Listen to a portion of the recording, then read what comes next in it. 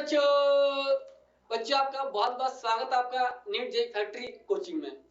बच्चों आइए आज हम स्टार्ट कर रहे हैं मोल कॉन्सेप्ट, जो आज का लेक्चर नंबर 2 है।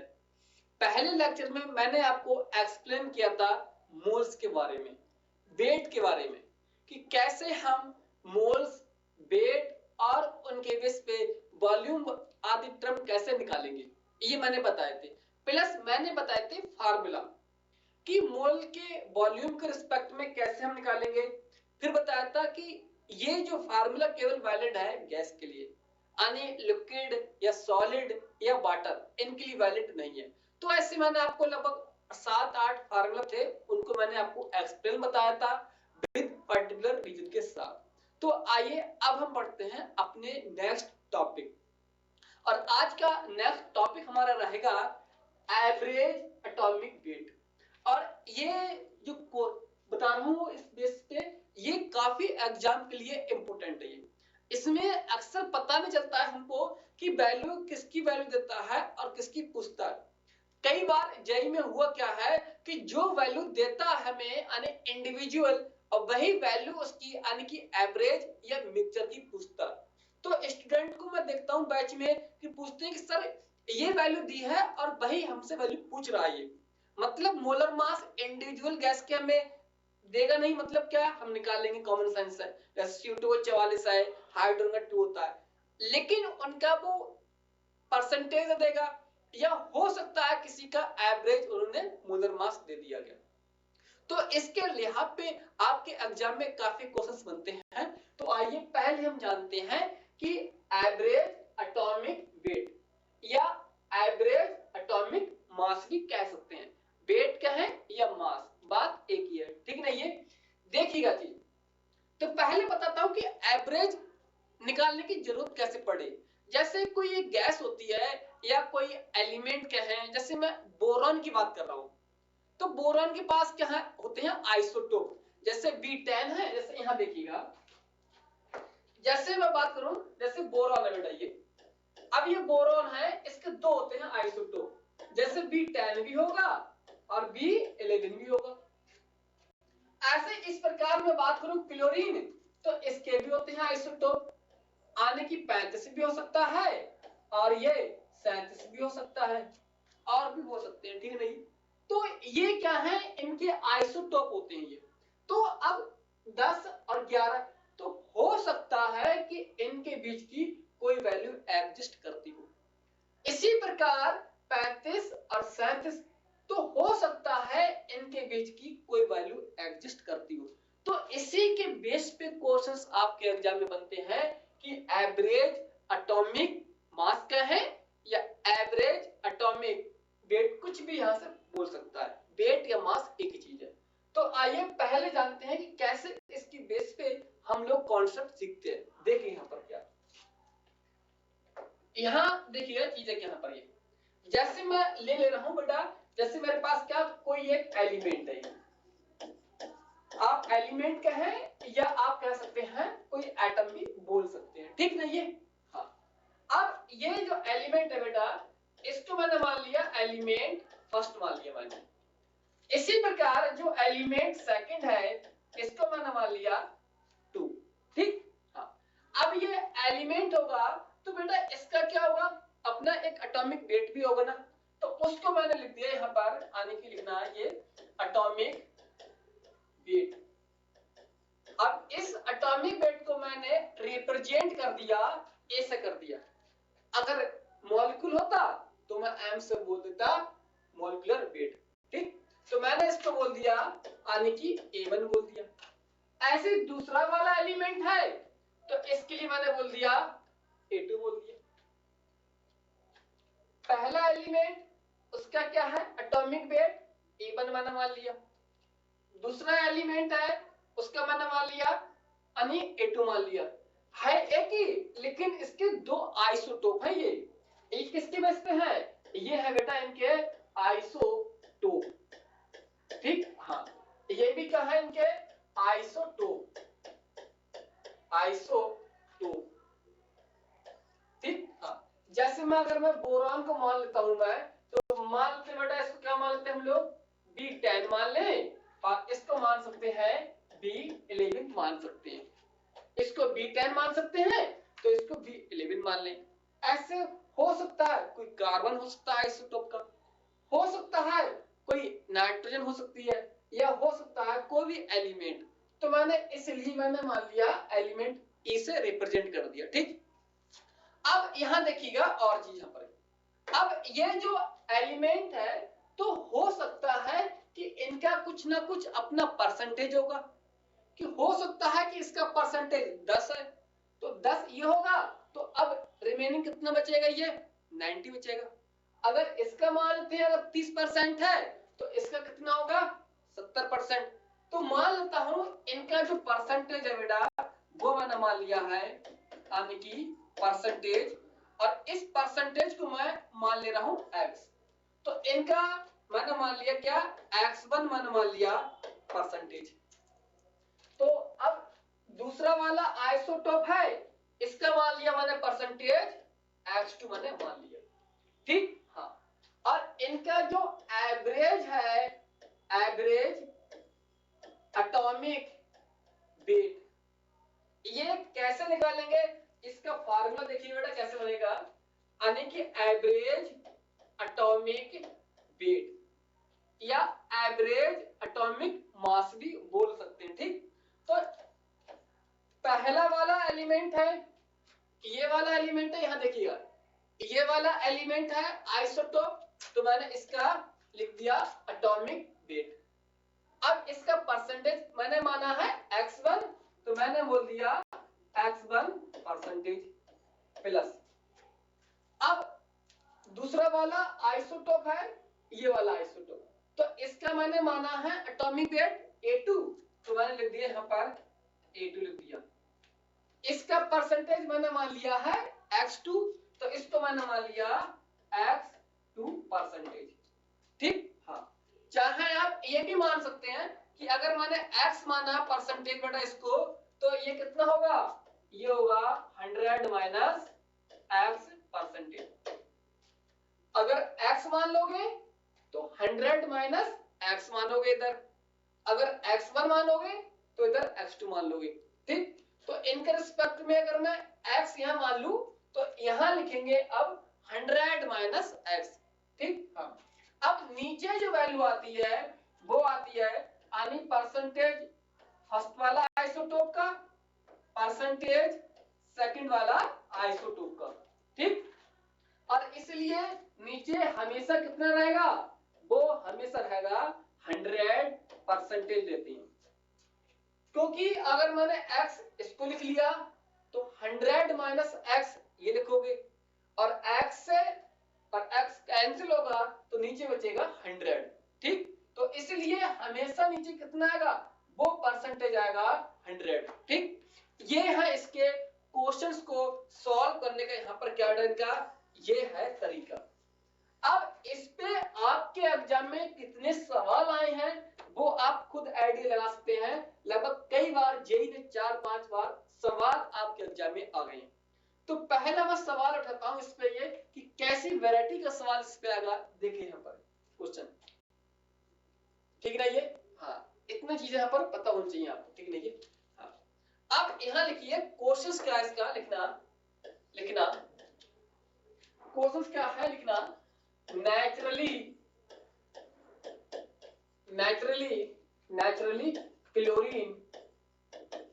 क्लोरीन को Cl लिख दिया। Naturally chlorine containing isotope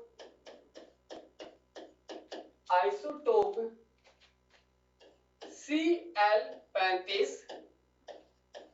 and Cl37 dot and its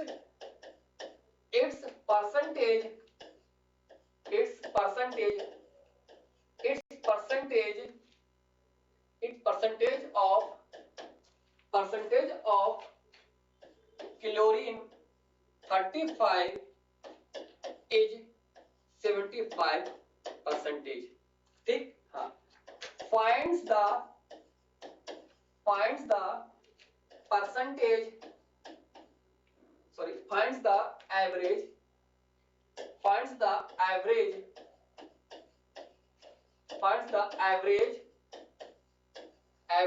atomic weight, जिसको हम लोग शॉर्ट में ए और डब्ल्यू लिखते हैं। ठीक, हाँ। अब इतना इजी क्वेश्चन है, बिल्कुल रद्दी टाइप का क्वेश्चन है ये। अब देखोगे जेई का भी पेपर हुआ है, इतना इजी क्वेश्चन आए हैं पेपर में, ये बहुत ही इजी क्वेश्चन आए हैं, आप उम्मीद नहीं करोगे।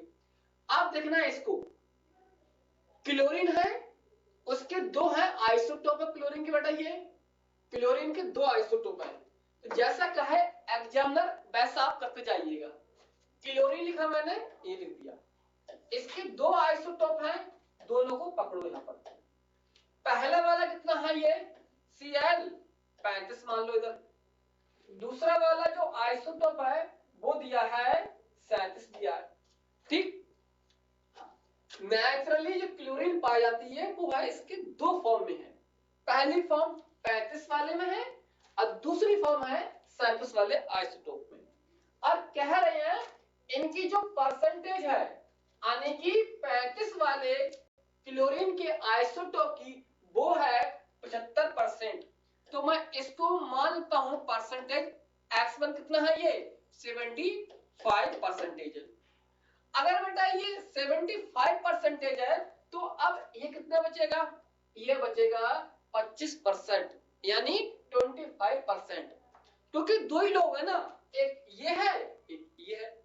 अगर इनकी अगर 30% है तो एक कितना होगा 70%। तो अब दिया है एग्जामिनर ने 75%, तो ये होगा आपका, अब X2 होगा 25%। ठीक, इसको चाहे आप ऐसे लिख लो, चाहे इसको आप 3y4 भी लिख लोगे, क्योंकि नीचे करोगे 100 से तो वैसे परसेंटेज ऐसा जाएगा, फ्रैक्शन फॉर्म आ जाएगा। ऐसे इसको कर दोगे तो इसमें कितना आएगा, ये 1/4 आ जाएगा। ठीक, यानी फ्रैक्शन में। तो अब देखिएगा, तो इनका जो एवरेज एटॉमिक वेट क्या होगा, क्लियर था। इनका ये जो दिया है बेटा, इसको मान लेते हैं क्या, यानी कि A1। तो A1 कितना हो गया, 35 हो गया। इनको मान लेते हैं हम लोग A2, तो A2 कितना हो गया, A2 हो गया 37 हो गया। ठीक, हाँ। अब देखिएगा कितना इजी सवाल है ये, यहां देखिए, इसको यहां देखना है, इसको यहां देखिएगा, यानी कि बताया था मैंने एवरेज एटॉमिक वेट। पहला वाला आइसोटोप, उसका एटॉमिक वेट और उसका परसेंटेज लिख दिया, प्लस दूसरे वाले आइसोटोप का एटॉमिक वेट और उसका परसेंटेज ये लिख दिया, अब नीचे लगा दो 100। ठीक, हाँ, क्योंकि नीचे 100% हम अज्यूम करेंगे। कोई भी चीज होगी अगर ये 40% है तो कितनी होगी बेटा, ये 60%। तो ओवरऑल जो हम लेते हैं वो हम नीचे 100 ही लेंगे, ठीक है ना ये, हाँ। अब देखिए इनकी वैल्यू आप पुट कर सकते हैं, वैल्यू एवरेज एटॉमिक वेट, इसका कितना है, ये यहां देखिए वैल्यू कितनी है इसकी, ये वैल्यू है 35, ये है इनटू कितना परसेंट है, ये 75, प्लस कितना है A2 37, इनटू कितना है परसेंटेज इसका 25, और नीचे लगा दोगे आप 100, ये लगा दोगे। इतना क्लियर नहीं है, इस तरह इसको आप यहां पे लगा दोगे आप, क्लियर। अब देखिए इसको यहां से देखना, इसको यहां से अगर मैं कैंसिल करूं, यहां से बेटा देखना है, इसके 25 से ये 4 बार जाएगा।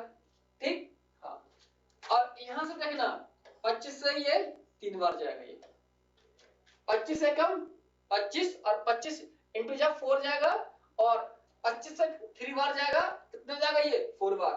तो यहां बचेगा बेटा आपका, ये आएगा 35 इंटू 3 प्लस 37 इंटू 1 मेंशन करो या मत करो, नीचे कितना आएगा 4 आएगा। ठीक, इसको सॉल्व करोगे तो अब देखिएगा ये आएगा 105 आएगा प्लस ये कितना आएगा, ये 37 आएगा और नीचे 4 आएगा। क्लियर? और देखिएगा इसको और सॉल्व करोगे तो कितना होगा, ये होगा 142। 105 में से ऐड करोगे 37 तो कितना आएगा, ये आएगा 142 और नीचे कितना आएगा, ये 4 है। इसको सॉल्व करोगे 4 से कितने बार जाएगा, ये 3 बार जाएगा, फिर बचेगा ये 5, फिर 2 और जाएगा 5। तो एवरेज एटॉमिक वेट कितना आ गया, वो आ गया 35.5 आ गया। क्लियर नहीं? ये है सॉल्व करने के तरीका है। बिल्कुल रद्दी टाइप का क्वेश्चन है, बिना पैर चलाए आंसर निकाल सकते हैं। सर ये तो है एक कॉन्सेप्ट है, तरीका। और सर अगर हमारे एग्जाम में टाइम कम पड़ जाए तो हम कैसे ऑप्शन को सिलेक्ट करेंगे, आइए देखिएगा यहाँ पर क्या यहां से सीखिए कॉन्सेप्ट क्या है। इसकी वैल्यू बेटा अभी मैंने निकाली, वो वैल्यू आई है 35.5 आई है वैल्यू। ठीक, देखिए यहां पर आप देखोगे, यहां देखना ये जो 35 वाला आइसोटोप है और ये 37 वाला आइसोटोप है, इसकी वैल्यू कितनी है बेटा, ये है 75%, ये कितना है, ये 25%।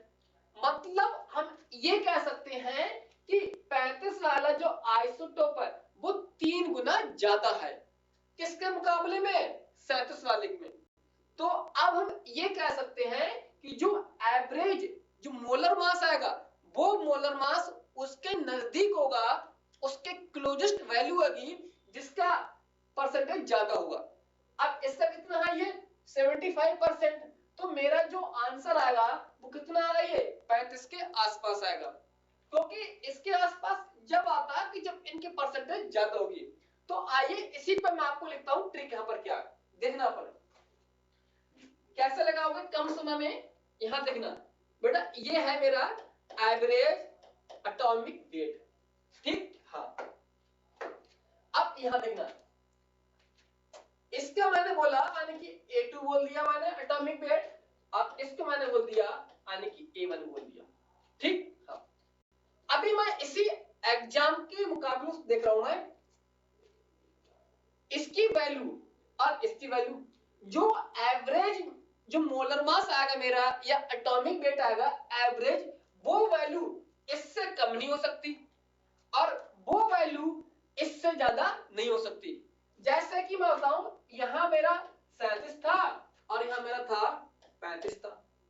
तो अब बताओ जो एवरेज मेरी वैल्यू आएगी वो 35 और 37 के बीच में वैल्यू आएगी मेरी। क्लियर? अगर यहां देखना, अगर 36 आता, सॉरी 36 होता ये यानी कि 36 होता ये, तो आप कहते सर 50% ये होता, 50% ये होता, तब इनके बीच की वैल्यू आती। क्योंकि यहां भी बेटा देखना कितना है, ये 1 यूनिट का डिफरेंस, और यहां भी कितने का है, ये 1 यूनिट का डिफरेंस है। क्लियर? अगर यहाँ के 50% ये होता, 50% ये होता, तब एवरेज मेरा आता दोनों के बीच की वैल्यू, जिसको बोलते हैं मीन, मतलब 36। लेकिन ये वैल्यू ऑलरेडी 3 गुना ज्यादा है। 3 गुना ज्यादा है मतलब अब जो वैल्यू आएगी वो वैल्यू इनके और इनके बीच की आएगी, ना कि इसके बीच की वैल्यू आएगी। क्लियर? हाँ, इतना समझाया ना ये? हाँ, ये है कॉन्सेप्ट, इसको सॉल्व करने का तरीका। जैसे आइए मैं आपको एक सवाल और दूं, यहाँ पर इसी बेस पे, इसी बेस पे मैं आपको एक सवाल और देता हूं। बहुत ही इजी सवाल है, यहाँ पर देखना, क्वेश्चंस नोट करना, ये क्वेश्चंस क्या है ये देखना, ये यानी एवरेज एटॉमिक वेट, यानी कि average atomic weight, average atomic weight is 32 है, और इसके दो है बेटा आइसोटोप, दो आइसोटोप है। जैसे मान लेते हैं मेरे पास पहला वाला जो आइसोटोप है जिसको मैंने बोल लिया यानी कि A1, इसका मोलर मास कितना है बेटा, ये है 28 है। और दूसरा वाला जो मोलर मास बेटा इसका कितना है, ये एटॉमिक वेट 44 मैंने मान लिया। ठीक। हाँ, अब जो एवरेज वैल्यू बेटा है वो वैल्यू कितनी है, 32 वैल्यू है। अब यहां देखिए 44 क्या है, दूसरे वाले आइसोटोप की वैल्यू, 28 क्या है, पहले वाले आइसोटोप का एटॉमिक वेट है ये। तो आप कहोगे सर जो एवरेज की जो वैल्यू आएगी वो 28 और 44 के बीच की वैल्यू आएगी। ऐसा नहीं हो सकता कि एवरेज कभी भी 28 से कम हो जाए और एवरेज कभी भी 44 से ज्यादा हो जाए। क्लियर? हाँ, देखना अब और देखना यहां पर चीजें देखना, मेंशन करना कुछ देखना, बहुत इजी तरीका। तो सर अब हम इसकी जो परसेंटेज है मैंने मान लिया x1, ये वैल्यू हम कैसे निकालेंगे, और इसकी मैंने मान लिया परसेंटेज इसको, तो हम इसको कैसे निकालेंगे। क्लियर? हाँ, देखिएगा अब आप देखिएगा यहां पर जो मेरे पास एवरेज एटॉमिक वेट ये आया है कितना, 32 आया है। अब 32 आया है तो अब देखिए यहां पर ये जो डिफरेंस है बेटा, ये डिफरेंस यहां कितना है, केवल 4 यूनिट का डिफरेंस है। यहां देखिएगा ये जो डिफरेंस है बेटा, यहां कितने का डिफरेंस है, ये डिफरेंस है 12 का डिफरेंस है। आने की यहां से कितना जाएगा, ये 4 टू आने की कितना 12, यानी यहां से ये 12 यूनिट का डिफरेंस है और यहां से केवल 4 यूनिट का डिफरेंस है। क्लियर नहीं है? हाँ, तो अब आप कहोगे कि सर जो इसका जो परसेंटेज आएगा वो परसेंटेज इसका ज्यादा आएगा, क्योंकि ये वैल्यू क्या है, इसके बिल्कुल पास वैल्यू है और ये वैल्यू इससे बहुत दूर वैल्यू है। क्योंकि आप खुद देखिएगा दो कंपनी में लोग हैं, एक ने लगाई है मान ली 1000 रुपए और दूसरे ने लगाए 1 लाख रुपए, तो जहर सी बात है जो बेनिफिट होगा जिसने 1 लाख रुपए लगाए हैं तो उसको बेनिफिट ज्यादा होगा एज कंपेयर जिसने 1000 रुपए लगाए हैं। यहां ये वैल्यू किसकी है, इसके पास की वैल्यू है ना, तो इनका जो तराजू है वो तराजू इसकी तरफ शिफ्ट होगा ये, क्योंकि इनकी परसेंटेज कहीं ना कहीं ज्यादा होगी, तभी ये वैल्यू इसके पास की वैल्यू है। क्लियर? ये तो था अपना आईक्यू बेस्ड सॉल्व करने की तरीका। आप देखिएगा यहां पर इसको शॉर्टकट में कैसे सॉल्व करते हैं, इसको देखिए बेटा। मैं मान लेता हूं इसका परसेंटेज क्या है, x पर मैंने मान लिया है x1 इस वाले का, यानी कि 28 वाले का निकालना है परसेंटेज हम। ठीक। हाँ, तो आप देखिएगा यानी कि हम क्या निकाल, नीचे लेंगे हम यानी कि डिफरेंस, ये बहुत अच्छा तरीका है, डिफरेंस लेंगे एटॉमिक वेट का, यानी एटॉमिक वेट का जो डिफरेंस है, जैसे 28 और 44 है तो नीचे का अंतर कितना आएगा वो लेंगे, और ऊपर लेंगे हम एवरेज एटॉमिक वेट और यहां लेंगे यानी आइसोटोप। जैसे अगर मैंने पहले वाले का निकालना हो परसेंटेज तो अब हम पहले वाले का नहीं लेंगे, अब हम सेकंड वाले का लेंगे, तो मैंने यहां बोल दिया यानी A2 बोल दिया। क्लियर? हाँ, अगर इसी को मैं समझाऊं कि मैं x यानी कि 28 वाले का परसेंटेज कितना आएगा, अब देखिए एवरेज कितना है, ये 32 है, इसका मोलर मास कितना है, ये 44 है। अब 44 माइनस कितना है 28 है, ये एक बात समझ लो, बहुत ही इजी तरीका है बेटा ये 28। अब देखिए यहां पर इनकी वैल्यू कितनी आएगी, यहां पर ये आने यहां से निकालोगे तो कितनी वैल्यू आएगी, ये लगभग आएगी आपके आने की 12 वैल्यू आएगी। आप कहोगे माइनस, क्योंकि एटॉमिक वेट मोलर मास कभी भी नेगेटिव नहीं हो सकता, मास कभी नेगेटिव नहीं हो सकता, ठीक नहीं है? हाँ, तो वैल्यू कितनी आ गई है, 12 ऊपर की आ गई, और यहां से निकालोगे तो कितनी आ गई, यहां पर आने की 14 और 8 कितने 6 आने की 16 का डिफरेंस नीचे आएगा। तो इसको सॉल्व करो बेटा तो इसकी वैल्यू आएगी, वो आएगी आने की 3 और इंटू 4, ये आया फ्रैक्शन में, परसेंटेज में लाने के लिए 100 से मल्टीप्लाई कर दिया, तो ये वैल्यू कितनी आ गई, ये वैल्यू आ गई 75% आ गई, किसका, आने की 28 वाले का, तो ये इसकी वैल्यू कितनी आ गई 75% आ गई। और मैंने कहा स्टार्टिंग में कि इनकी परसेंटेज ज्यादा होगी क्योंकि ये वैल्यू इसकी बिल्कुल क्लोजेस्ट है। तो अब इसकी कितनी होगी 25%। ठीक, हाँ ये तरीका है। नीचे लोगे डिफरेंस लोगे उनके एटॉमिक वेट का और ऊपर एवरेज माइनस और एटॉमिक वेट। पहले वाले का निकालना है परसेंटेज तो एटॉमिक वेट दूसरे वाले आइसोटोप का लोगे। अगर दूसरे वाले का निकालोगे परसेंटेज तो यहां लेंगे एटॉमिक वेट फर्स्ट आइसोटोप का। क्लियर? आई इसको भी देखते हैं सॉल्व करके। H2 average atomic weight. अब दूसरे का निकाल रहे हैं तो अब लेंगे यहां पर फर्स्ट वाले का एटॉमिक वेट। नीचे क्या रहेगा हमेशा लेते हैं यानी कि डिफरेंस लेते हैं जो इनका डिफरेंस आएगा।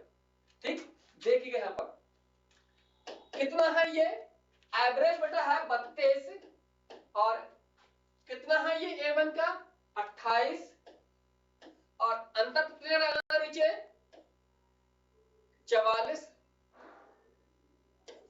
44 माइनस 28।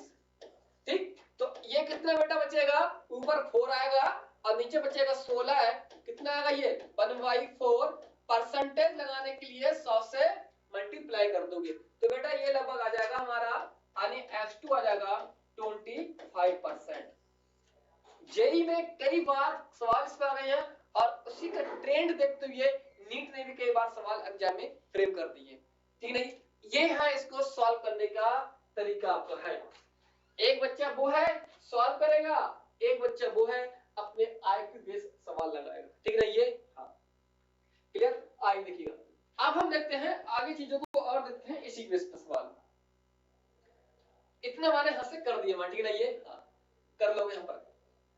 अब और देखिए यहां पर दूसरी टर्म क्या है हम निकालते हैं यानी कि एवरेज मोलर मास। ये चीज निकालते हैं एवरेज मोलर मास निकालते हैं कम से कम 2 गैस होना चाहिए क्योंकि कोई भी एवरेज चीज आती है तो क्या किसी सिंगल में निकाल सकते हैं? कम से कम अंतर करने के लिए 2 तो होना चाहिए ना ये। क्लियर? इसलिए 2 गैस होना चाहिए। कम से कम 2 तो हो, 3 हो 4 हो तो और अच्छी बात है। ठीक है ये? हाँ यहां देखिएगा जैसे समझा आपको मोलर मास क्या होता है। मोल होते हैं weight upon molar mass, weight और मोलर मास। इसी प्रकार अब यहां देखिएगा 2 कंटेनर ले रहे हैं। पहला वाला कंटेनर यहां पर ये है, चलो इसको नीचे से नापते हैं ऐसे करके। यहां पर पहला वाला कंटेनर यहां पर ये है, पहला वाला कंटेनर ये है। अगर उसने हमको यहां दिए हैं यहां पर आने की कोई वेट W दिया है और दूसरी कोई गैस आई बेटा, ये गैस है और ये गैस फर्स्ट और गैस 2, इसका जो वेट है वो है W2। अब जहर सी बात है गैस है तो इसका क्या होगा मोलर मास होगा, इसका भी क्या होगा मोलर मास, इसको बोल दिया M2। क्लियर? हाँ तो आप देखिएगा अगर यहां पर हम निकालेंगे यानी कि average molar mass, average molar mass, average कहें मिक्सचर कहें या मीन मोलर मास कह सकते हैं। ठीक है ये? तो इनकी जो वैल्यू आएगी वो आएगी यहां पर लिखना टोटल मास कहें या टोटल वेट कहें। ठीक, हाँ और आएगी टोटल मोल। ठीक, हाँ इसको ऐसे लिख सकते हैं यहां देखना W1 प्लस W2 और N1 प्लस N2। क्लियर? हाँ ये मैंने मान लिया इनका W1 दूसरी गैस का W2 और जो गैस आई है तो उसका मोल भी होंगे यानी N1 प्लस N2। क्लियर? इस फॉर्म में यहां पर ये दे दिया सवाल आपको इस फॉर्म में। क्लियर? अब पहले केस में जो केस फर्स्ट है बेटा, ये जो केस फर्स्ट है इसमें आपको लिखना फर्स्ट केस है। इसमें बताओ कहीं उसने हमें मोल दिए क्या? नहीं दिए नहीं है, ये क्या है गिवन। इसमें केवल उसका वेट दिया है यानी कि ये ग्राम लिख लेना और ये भी ग्राम लिख लेना। ठीक, हाँ। तो अब हमें मोल तो दिए नहीं है, तो इसको हटाने के लिए हम इसके मोल लिखेंगे W1 और मोलर मास इसका। ऐसे ही इस वाले गैस के लिए N2, W2 और M2। क्लियर? हाँ। तो अब देखिए यहां पर एवरेज मोलर मास आएगा इसका W1 प्लस W2। N1 के मोल इसके W1 अपॉन M1 प्लस इस वाली गैस के लिए W2 और नीचे M2। अब बंद कर दो। ठीक, पहला फार्मूला तो आपका ये हुआ तैयार। इस बेस पे कैसे सवाल आएंगे मैंने आपको यहाँ पर लिख दिया, अभी हम बाद में सवाल करेंगे इस बेस पे। ठीक है ये, हाँ। दूसरा देखना बेटा यहाँ पर ना, यहाँ अब क्या किया है इनने, क्या किया देखना, ये गैस फर्स्ट गैस ये मान ली मैंने, और सेकंड गैस है इसको मैंने मान लिया ये। ठीक, हाँ। अब क्या किया इनने देखना है, इनने हमें दे दिए मोल्स दिए, यानी कि पहली गैस का मोल 1, दूसरी गैस का मोल N2। क्लियर? पहली गैस है मोल N1 मान ली है, दूसरी गैस है इसके मोल मान ली मैंने N2 मान ली। क्लियर नहीं है? हाँ। अब यहां देखिए, अब गैस है तो इसका क्या होगा, मोलर मास होगा। ये गैस है तो इसका क्या होगा, मोलर मास होगा। क्लियर? इतना आ गया। अब यहां हम निकालेंगे वेट, क्योंकि इस केस में हमें कहीं पर भी मोल नहीं दिए थे, केवल हमें वेट दिया है, मोल नहीं दिए तो मोल हमने निकाले थे। वेट मोलर मास, इनका वेट इनका मोलर मास। और यहां हमको क्या दिए हैं, यहां हमको दिए हैं बेटा, यानी कि मोल्स दिए हैं। ये क्या है सब, ये है मोल्स, यानी कि यहां हमको उन्होंने मोल्स दिए हैं, गैस का वेट नहीं दिया। क्लियर? नहीं दिया है तो वेट आइए निकालते हैं। तो वेट निकालोगे W1 बराबर N1 और M1, ऐसे इनका निकालोगे W2 बराबर N2 और M2। इनका wait W1 moles N1 molar mass M1, इनका वेट W2 और मोल N2 मोलर मास M2। तो अब देखिए यहां देखिए बेटा, यहां तो एवरेज मोलर मास क्या आएगा। अब मैं यही रखता हूं value W1 plus W2 N1 plus N2। हमें मोल तो दिया है एग्जामिनर ने, लेकिन यहां वेट नहीं दिया है। वेट नहीं दिया है तो वेट आप ऐसे निकाल के यहां रखोगे। तो मैं इसको यहीं रख दे रहा हूं एवरेज ये। तो इनके मोल्स और इनका वेट प्लस इनके मोल्स और इनके वेट, नीचे N1 प्लस N2, या बोल सकते हैं टोटल वेट भी बोल सकते हैं। ठीक नहीं है? तो आपका ये फार्मूला आपका यहां से तैयार हो गया। ठीक, यहां पर, और ये फार्मूला कहां से हो गया बेटा तैयार, और ये फार्मूला आपका यहां से हो गया तैयार। बहुत ही इंपॉर्टेंट सवाल यहां से आते हैं, आप इसको नोट करना। ठीक है? फिर मैं कराता हूं न्यूमेरिकल, कैसे एग्जाम में न्यूमेरिकल आएगा। इतने और शॉर्ट में और लिख लेना इसको कि एवरेज मोलर मास। देखिएगा मोल फ्रैक्शन क्या होते हैं, मोल फ्रैक्शन होते हैं mole of substance, mole of substance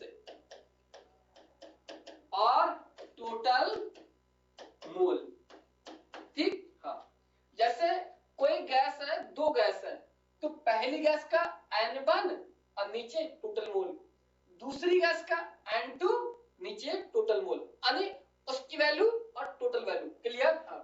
तो इस प्रकार आप देखिए बेटा, यही देखिएगा, इसको बोलेंगे तो बोल सकते हैं मोल फ्रैक्शन फर्स्ट, इसको बोल सकते हैं, यहां देखिएगा इसको ऐसे करके यहां पर, तो इसको बोल सकते हैं मोल फ्रैक्शन x2, जो मैं यहां लिख दे रहा हूं। अगर मैं यहां देखिएगा, अगर x1 बोलोगे तो n1 upon n1 plus n2 आएगा, यानी पहली गैस के मोल और नीचे टोटल मोल। ऐसे ही दूसरी गैस के लिखोगे तो दूसरी गैस के mole upon total mole n2। ठीक, ये है इनके तरीका। तो इसलिए अब यहां लिख दिया मैंने x1 molar mass plus x2 और m2, ये आपका आ गया फार्मूला।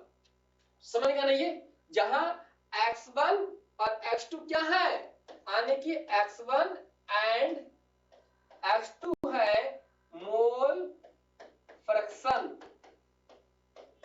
क्या है ये? Mole fraction. इतने यहां सवाल आएंगे आपके एग्जाम में, नोट कीजिएगा। अब हम बढ़ते हैं इस पे कैसे न्यूमेरिकल आपके एग्जाम में पूछे गए हैं सवाल। ठीक नहीं है? हाँ, नोट कीजिए इसको, ये नोट कीजिएगा। अब हम पढ़ते हैं सवाल की तरफ बढ़ते हैं। सवाल क्या है यहां पर, ये लिखना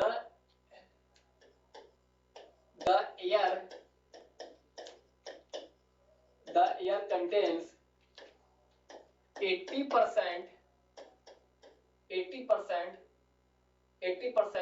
nitrogen gas by moles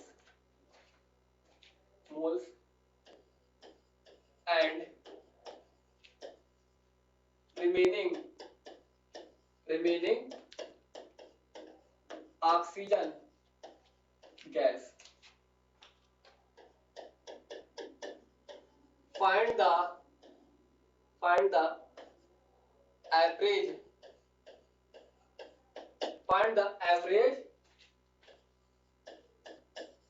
molar mass, यानी कि एवरेज मोलर मास हमसे पूछ रहा है एग्जामिनर। क्लियर? देखिए यहां पर वीडियो क्लोज कीजिएगा, इसको सॉल्व कीजिएगा। ये बहुत ही इजी सवाल है, रद्दी सवाल है बिल्कुल। क्लियर नहीं है? देखिए यहां पर क्या है, ये कह रहे हैं पहले इनको पकड़ के लेके आओ कि तुम कहां घूम रही हो आवारा। एयर, तो एयर ने कहा हम अकेले नहीं है, हमारे साथ दो हैं, एक दीदी है नाइट्रोजन और एक है भैया यहाँ पर है ऑक्सीजन। क्लियर? हाँ, हमको कोई टेंशन नहीं है, तुम कहीं घूमो, बस अपनी परसेंटेज दिखा दो कितनी हो। तो इनने कहा, नाइट्रोजन दीदी ने कहा कि भाई मेरे पास परसेंटेज कितनी है, यानी कि 80% है। तो हम समझ गए कि दीदी के पास परसेंटेज इतनी है, तो भैया के पास कितना पासा है? 20% है, क्योंकि दो ही तो है, एक क्या नाइट्रोजन और एक क्या है ऑक्सीजन, ये लिख दिया गया। क्लियर नहीं है? हाँ, दो है, एयर में नाइट्रोजन है और ऑक्सीजन है। नाइट्रोजन ने खुले ऐसे घूम रही है, मेरे पास 80 कह रही है, लेकिन फिर समझ गए कि ऑक्सीजन के पास कितना है अब? 20%। क्लियर? हाँ, तो अब देखिए, तो अब यहां जो एवरेज मोलर मास निकल के आएगा वो हम कैसे निकालेंगे। और मैंने बताया होगा आपको कि अगर मेरे पास कोई मोल फ्रैक्शन होते हैं तो उस फ्रैक्शन में 100 से मल्टीप्लाई करने पे वो चीज हो जाती है परसेंटेज में। इतना क्लियर नहीं है? परसेंटेज में। तो आइए अब देखिए इसको कैसे सॉल्व करते हैं हम लोग। बिल्कुल इजी क्वेश्चन है यहाँ पर।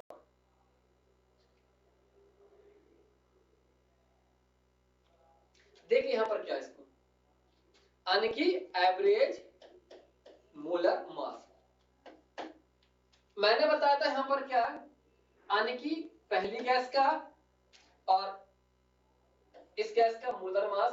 अच्छा, यहां पर ये x1 इसको जोड़ दिया और m2 x2 इसको। पहली गैस है उसका मोलर मास, उसका परसेंटेज। दूसरी गैस है उसका मोलर मास, उसका परसेंटेज आ गया। क्लियर नहीं है? हाँ, अब यहां देखिए इनका जो N1 निकल के आएगा वो निकल के आएगा 14 इंटू 2, क्योंकि नाइट्रोजन कितना होता है 14, एटम कितने हैं 2, तो कितने हो गए ये 28 हो गए N1। इसी प्रकार ऑक्सीजन का निकल के आएगा, वो आएगा 32, 16 होता है लेकिन एटम कितनी है 2, तो कितना होगा ये 32। तो अब देखिए कितना है ये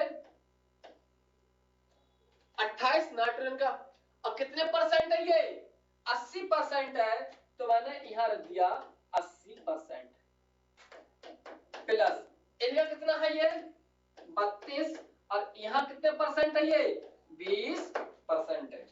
क्लियर? हाँ, देखिए यहां पर, अब देखिए यहां पर ये इसको सॉल्व करोगे और ये परसेंटेज है ना, परसेंटेज को हटा के नीचे क्या आएगा 100 आएगा, और 100 यहां भी आएगा, उसको ले लें हम लोग कॉमन। तो अब यहां 28 इंटू 0.8 ऐसे लिख सकते हैं, 32 इंटू 0.2 ऐसे लिख सकते हैं, इसको नहीं है। तो अब यहां देखोगे सॉल्व करोगे तो इसकी वैल्यू कितनी आएगी 8 इंटू 6 4, और 8 टू 16, और कितने हो गए यानी कि 12, इतना आ गई। इसको करोगे 2 इंटू 4, 2 इंटू 6, ये वैल्यू इतनी आ गई।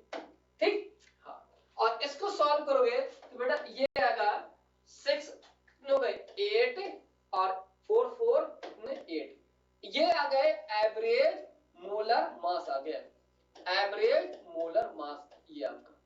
क्लियर? अब यहां पर भी कॉन्सेप्ट है, देखिएगा इनका कितना है 80% है, इनका कितना है 20% है, तो जो एवरेज जो मोलर मास आएगा वो मोलर मास इनके और इनके बीच की वैल्यू आएगी। क्यों? क्योंकि ये 80% है, ये मतलब अगर इससे मुकाबले में देखें तो ये 4 गुना ज्यादा वैल्यू है। समझ गया ना? ये 4 गुना वैल्यू ज्यादा है, इसलिए जो एवरेज की वैल्यू आई है वो कितनी है ये 28.8 है, मतलब इसके बिल्कुल पास वैल्यू है। अगर ये 50% ये होता और 50% ये होता तब मेरा एवरेज होता 30, दोनों के बीच की वैल्यू। क्लियर?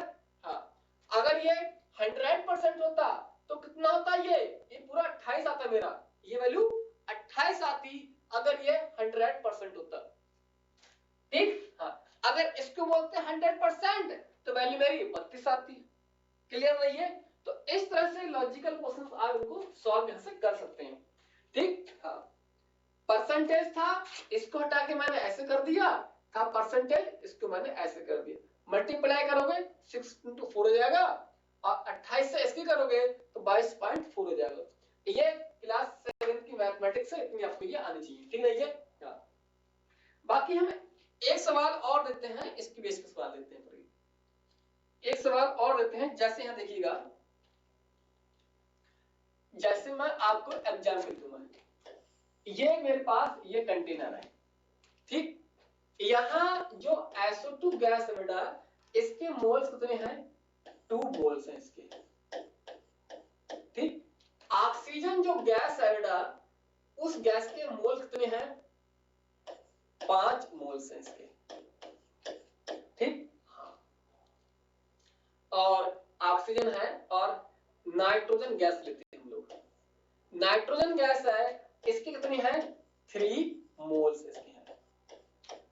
अब पूछ रहा है एग्जामिनर SO2 गैस के 2 मोल्स हैं, ऑक्सीजन के 5 मोल्स हैं, नाइट्रोजन के 3 मोल्स हैं।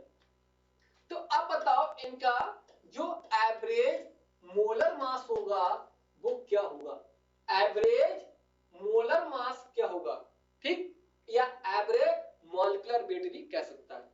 देखिएगा यहां पर क्या है, तो बहुत ही इजी सवाल है यहां पर।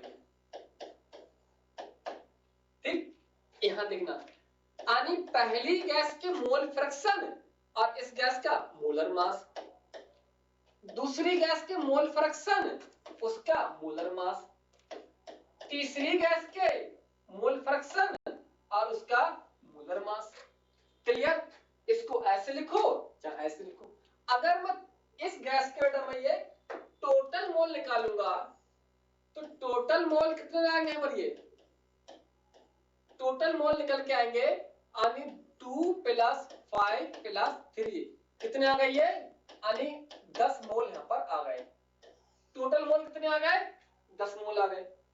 और मोल फ्रैक्शन क्या कहता है, मोल फ्रैक्शन ये बोलते हैं कि अगर सब्सटेंस की वैल्यू और नीचे टोटल मोल, यानी कि अगर मैं इसके निकालूं मैडम है SO2 के मोल फ्रैक्शन निकालें तो इसके मोल कितने हैं, 2, टोटल मोल कितने हैं, 10, ये आ जाएगा।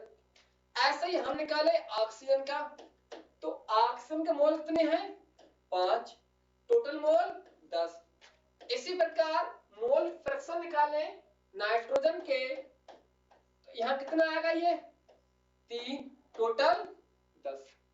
तो ऐसे आप निकाल सकते हैं, मतलब उसकी वैल्यू और टोटल वैल्यू, ये है तरीका निकालने का। तो मैं डायरेक्ट वैल्यू में रख रहा हूं इनकी, मैं इसको मैंने कितना मान लिया गया है, 2 × 10, और इसका मोलर मास आएगा बेटा, वो आएगा कितना आएगा, इसका 64 आएगा, इसका आएगा 32 आएगा, और इसका आएगा 28 आएगा। तो इससे कितना हो गया, ये 64 और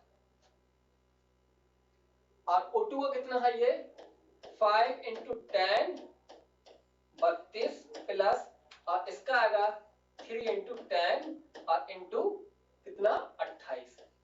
क्लियर,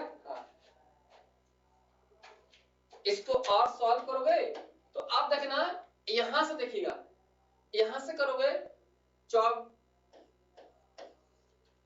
इसकी मल्टीप्लाई इससे करोगे 128 होगा, 32 की 5 से करोगे 5 2 10 5 3 15 1 16 प्लस यहां से करोगे 3 की 8 से 24 और 3 2 6 2 8, 3 8 जाएगा 24 जाएगा, 3 2 6 और 2 8 और नीचे 10 मान ले लिए, कॉमन ले लिए। इसकी मल्टीप्लाई देखना बेटा, ये कर दी मैंने, ये आ गई, इसकी मल्टीप्लाई कर दी मैंने, ये आ गई, और इसकी मल्टीप्लाई कर ली मैंने, ये आ गई। 10 मैंने नीचे कॉमन ले लिए, ठीक। हाँ, इसको ऐड करोगे तो आप देखना 4 और 8 कितने हो गए, 12, 8 अब कितने हो गए, 14, और 14 कितने हो गए, 2 16 और 1 17। चलो 1 मिनट ऐसे दे देते हैं इसको, यहां से कितना 160, आप भी इसको ट्राई करो, इसको 8 4 12 है, और कितने हो गए ये 6 2 8 8 16 और 1 17 और 2 3, ठीक, इतना आ गया, ये 372, कितना 10। तो बताओ इसकी वैल्यू कितनी आ गई बेटा, ये आ गई 37.2 आ गई वैल्यू। तो एवरेज जो मोलर मास आ गया वो कितना आ गया, 37.2, ये वैल्यू आ गई। क्लियर, हाँ, बस ये तरीका है, कितने भी सवाल आपको घुमाए एग्जामिनर, आप इसी तरीके से आप सॉल्व कर सकते हैं, ठीक है ये। हाँ, तो इसकी वैल्यू कितनी आ गई बेटा, वो आ गई 37.2 आ गई वैल्यू इसकी, ठीक। हाँ, ये वैल्यू इनकी आ गई, समझ गया ना ये।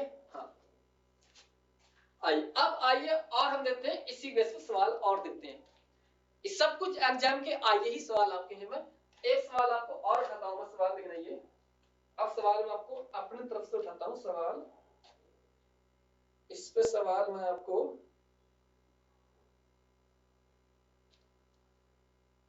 अपनी तरफ से सवाल उठाता हूं, इस पे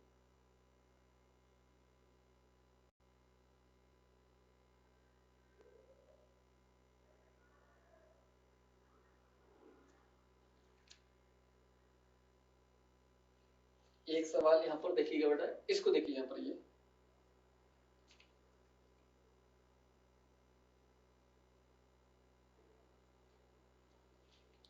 देखिए यहाँ पर इतना सवाल बेटा है, बाकी सेम सवाल है, बाकी बेटा हम लोग देखते हैं नेक्स्ट टर्म पे देखते हैं, ठीक ना ये। हाँ, क्योंकि आप थोड़ा काम में रखो, ठीक है स्टूडेंट ना, बाकी अपना ख्याल रखिएगा और बस अपनी अच्छी से पढ़ाई कीजिएगा, क्योंकि जितना एग्जाम नजदीक आता है उतना क्या होता है, स्टूडेंट मैंने देखा कि नर्वस होना वो शुरू कर देता है, क्योंकि बेटा नर्वस हो गए या ओवर टेंशन हो गए तो इससे क्या है, वो आप ही का टाइम किल करेगा। मतलब आप सोचने में इतने टाइम को गवा दोगे कि मैं क्या करूं क्या नहीं करूं।